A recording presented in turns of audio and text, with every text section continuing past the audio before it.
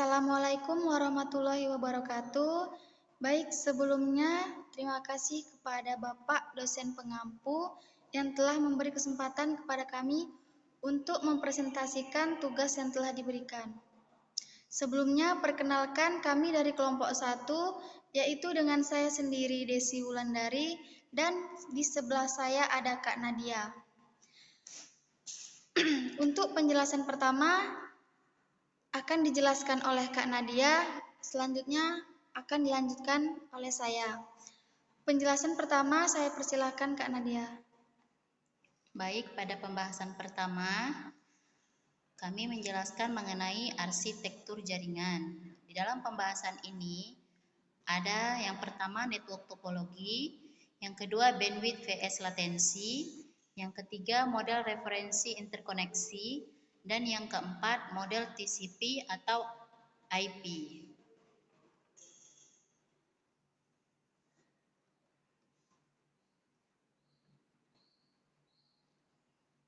Network arsitektur atau arsitektur jaringan dapat diartikan sebagai rancangan arus komunikasi media elektronik. Arsitektur jaringan merupakan sebuah himpunan layer atau lapisan dan protokol, di mana layer bertujuan memberi layanan ke layer yang ada di atasnya. Kemudian network topologi. Network topologi adalah tentang bagaimana bentuk dari komputer dan komponen lainnya saling terhubung dalam sebuah networking. Ada dua hal yang penting harus kita ketahui yang berhubungan erat dengan network topologi, yaitu node dan paket. Node yaitu alat atau perangkat keras yang terhubung ke network, misalnya PC, router, printer, dan lainnya. Paket yaitu pesan yang disalurkan oleh setiap node ke dalam network. Di dalam pesan tersebut tentu juga terdapat informasi mengenai siapa yang mengirimnya dan kepada siapa pesan tersebut akan disampaikan, biar tidak salah alamat. Kemudian ada point to point. Point to point adalah salah satu komputer atau perangkat yang disambungkan ke satu perangkat atau komputer saja, baik menggunakan perangkat wireless maupun menggunakan kabel LAN saja. Contohnya, kita melakukan sharing antar laptop menggunakan kabel LAN cross untuk jaringan backbone atau trunk atau jaringan akses berkecepatan tinggi. Kemudian ada daisy chain. Daisy chain adalah teknik menghubungkan tambahan secara seri ke sebuah komputer.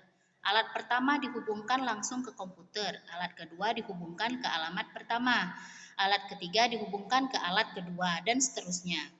Alat yang dipasang pertama kali selalu menjadi prioritas utama pelaksanaan tugas, sedangkan peralatan yang terletak di akhir rangkaian akan menjadi prioritas terendah.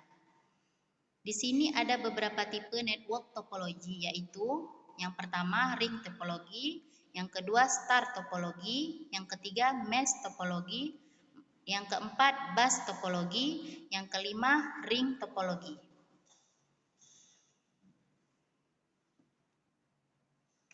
Selanjutnya yaitu ada bandwidth, merupakan besar kapasitas maksimum dari suatu jalur komunikasi yang berfungsi dalam mengirimkan data dari server kepada klien pada hitungan bit per sekon. Jumlah dari kapasitas bandwidth tersebut sangat berpengaruh terhadap kemampuan dari akses yang diberikan. Selanjutnya, latensi adalah ukuran yang digunakan untuk mengukur penundaan yang terjadi. Selanjutnya, Open System Interconnect atau OSI layer adalah standar komunikasi yang diterapkan di dalam jaringan komputer. Standar ini dikembangkan untuk industri komputer agar komputer dapat berkomunikasi pada jaringan yang berbeda secara efisien. 7 lapisan dari Open System Interconnect. Yang pertama, fisikal, yaitu untuk transmisi biner dalam bentuk besaran fisik. Yang kedua, data link, untuk akses ke media transmisi. Yang ketiga, network, sistem pengalamatan jalur perpindahan data. Yang keempat, transport, yaitu segmentasi data dan penggabungan kembali. 5, session, mengelola sesi antar aplikasi. Yang keenam, presentasi untuk presentasi data. Yang ketujuh, application, layanan aplikasi ke user. Berikut gambar di bawah ini untuk merupakan cara kerja Open System Interconnect. Cara kerjanya yaitu mengirim data dan menerima data. Selanjutnya ada TCP atau IP. Adalah standar komunikasi data yang digunakan oleh komunitas internet dalam proses tukar-menukar data dari satu komputer ke komputer lain di dalam jaringan internet. Protokol ini tidaklah dapat berdiri sendiri, karena memang protokol ini berupa kumpulan protokol.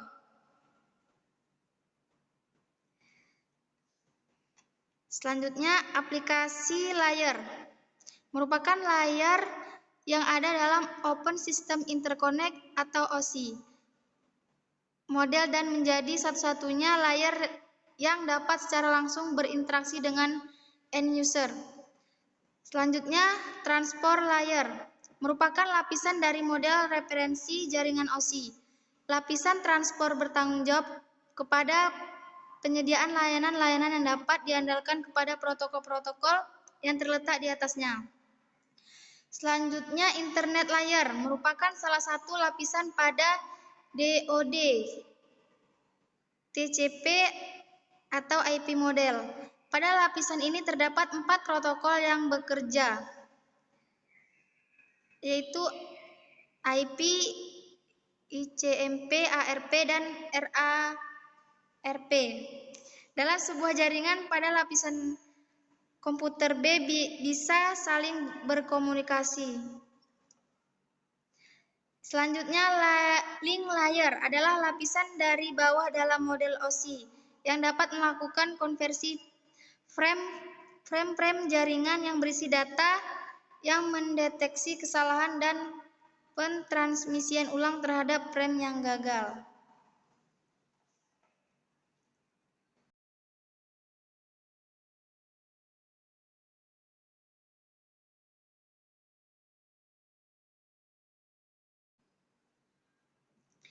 Baik, mungkin itu saja yang bisa kami sampaikan. Lebih dan kurangnya kami mohon maaf. Kami tutup. Assalamualaikum warahmatullahi wabarakatuh.